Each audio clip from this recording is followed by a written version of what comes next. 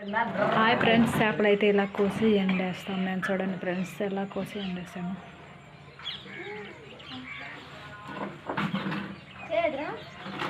చూడండి ఫ్రెండ్స్, ఎలా ఎండేసాము.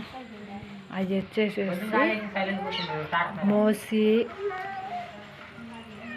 చేపలు ఈ ఇంతవరకు అయితే వచ్చేసేసి ఇదిగో ఇదైతే మోసు, ఇది వచ్చేసేసి పాపర్ అనుకుంటా ఫ్రెండ్స్. ఇదిగో పాపరే.